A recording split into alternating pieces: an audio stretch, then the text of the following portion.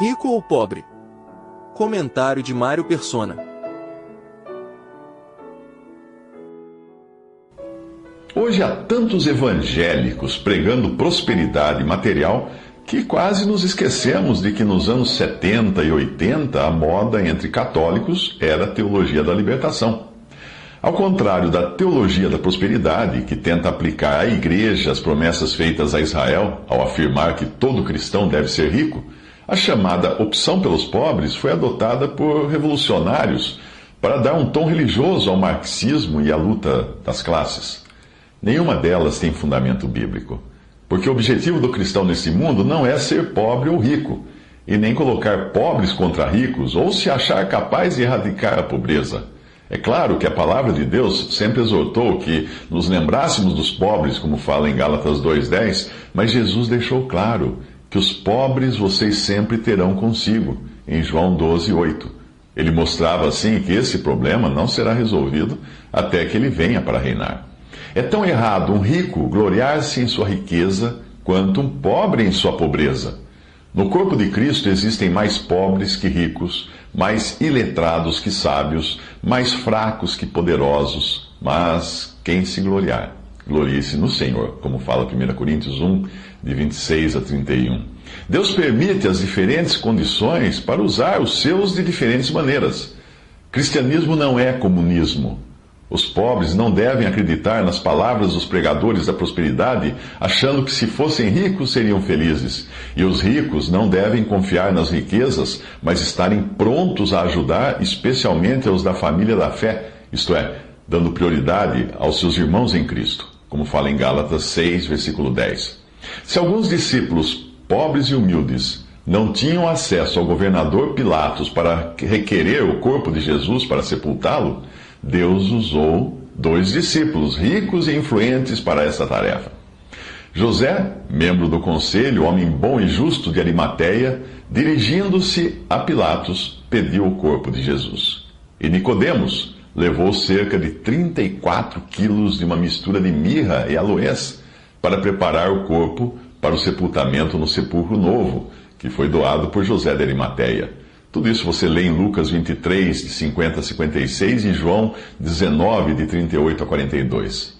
Entre o povo de Deus há pessoas de diferentes classes sociais, mas todos devem aprender a se contentar com o que possuem, seja riqueza ou pobreza, à semelhança do apóstolo Paulo, que disse: aprendi a adaptar-me a toda e qualquer circunstância. Sei o que é passar necessidade e sei o que é ter fartura. Aprendi o segredo de viver contente em toda e qualquer situação, seja bem alimentado, seja com fome, tendo muito ou passando necessidade.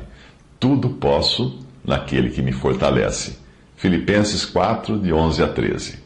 Chegamos ao último capítulo do Evangelho de Lucas, quando, no primeiro dia da semana, de manhã bem cedo, as mulheres tomaram as especiarias aromáticas que haviam preparado e foram ao sepulcro. Encontraram a removida a pedra do sepulcro. Mas quando entraram, não encontraram o corpo do Senhor Jesus. Ficaram perplexas, sem saber o que fazer, como nos conta Lucas, no capítulo 24, de 1 a 4. A perplexidade delas é igual à minha e à sua, quando as coisas não saem do modo como esperávamos. A razão é que, à semelhança daquelas mulheres, nós nos esquecemos de incluir Deus na equação. Então, quando Deus age fora do esperado, nós perdemos o chão. Para elas, a dor da morte de Jesus aumentou ainda mais com a ideia de seu corpo ter sido roubado do sepulcro. Mas, e se ele tivesse ressuscitado? Não, elas não cogitariam tal coisa, porque aí seria preciso pensar fora da caixa de como as coisas acontecem nesta vida sem a intervenção divina. Porém, em alguns minutos, elas irão aprender que para Deus nada é impossível. De repente, 2 homens com roupas que brilhavam como a luz do sol colocaram-se ao lado delas. Amedrontadas, as mulheres baixaram o rosto para o chão e os homens lhes disseram: por que vocês estão procurando entre os mortos aquele que vive? Ele não está aqui, ressuscitou. Lembrem-se do que ele lhes disse quando ainda estava com vocês na Galileia. É necessário que o Filho do Homem seja entregue nas mãos de homens pecadores, seja crucificado e ressuscite no 3º dia. Então elas se lembraram das suas palavras. Isso está em Lucas 24, de 4 a 8.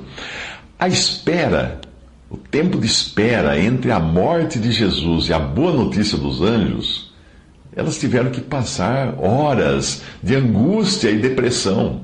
A lei do descanso obrigatório no sábado não permitia que fossem dar sequência aos trabalhos de aplicar especiarias aromáticas ao corpo do defunto. É triste ver quantos hoje vivem nesse hiato de sofrimento e dor. Ouviram que Jesus morreu, penduram na parede de suas casas uma miniatura da cruz com a figura de um homem morto e passam a vida procurando entre os mortos aquele que vive. Isso faz lembrar a história do jovem que, ao se converter a Cristo, entendeu logo que crer no Evangelho incluía crer na morte e na ressurreição de Cristo. Então, quando ele reparou no crucifixo na parede da sala da sua casa, não hesitou em arrancar dele a figura do homem morto. Quando sua mãe viu a cruz vazia, exclamou horrorizada: "Cadê o Jesus que estava aqui?" "Ressuscitou", respondeu o jovem, com a naturalidade de quem crê no impossível. As mulheres que foram ao sepulcro com perfumes para aplicar ao corpo morto de Jesus eram Maria Madalena, Joana e Maria, mãe de Tiago, além de outras. Mas, em outra parte, nós vemos Maria de Betânia aplicar perfumes ao corpo vivo de Jesus. Incitados por Judas, alguns protestaram. Afinal, o dinheiro do perfume teria sido melhor empregado se fosse dado aos pobres. Na ocasião, Jesus repreendeu os discípulos, dizendo: Deixem-na em paz. Por que a estão perturbando? Ela praticou uma boa ação para comigo.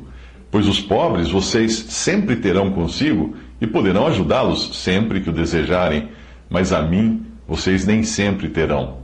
Ela fez o que pôde, derramou o perfume em meu corpo antecipadamente, preparando-o para o sepultamento. Eu lhes asseguro que onde quer que o Evangelho for anunciado, em todo o mundo, também o que ela fez será contado em sua memória. Marcos 14, de 6 a 9. Aquela mulher era a única com discernimento espiritual suficiente para crer nas palavras de Jesus, que disse: é necessário que o Filho do Homem seja entregue nas mãos de homens pecadores, seja crucificado e ressuscite no terceiro dia. Isso está em Lucas 24, de 6 a 7. E os outros discípulos? Bem, talvez pensassem como Pedro, que reagiu à notícia da morte e ressurreição de Jesus, dizendo assim: Nunca, Senhor, isso nunca te acontecerá. Jesus virou-se então e disse a Pedro: Para trás de mim, Satanás, você é uma pedra de tropeço para mim e não pensa nas coisas de Deus, mas nas coisas dos homens. Mateus 16, 22 a 23. Nós erramos quando nós tentamos compreender as coisas de Deus com a razão ou com a emoção. Quando as nossas conclusões não são sopradas pelo diabo, como aconteceu com Pedro, elas brotam de sensações e desejos carnais que nada têm a ver com as coisas espirituais. Afinal, seria perfeitamente natural alguém reagir como Pedro, diante de um que dizia que seria morto para depois ressuscitar.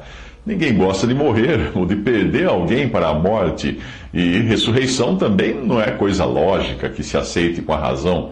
Por isso, para o incrédulo que anda segundo a presente ordem deste mundo e o príncipe do poder do ar, o Espírito que agora atua nos que vivem na desobediência, satisfazendo as vontades da carne, seguindo os seus desejos, seus pensamentos, para esses a palavra da cruz é loucura. Mas para nós, que somos salvos, é o poder de Deus, porque está escrito: destruirei a sabedoria dos sábios e aniquilarei a inteligência dos inteligentes. Todas essas passagens você encontra em Efésios 2, de 2 a 3, e 1 Coríntios 1, de 18 a 19.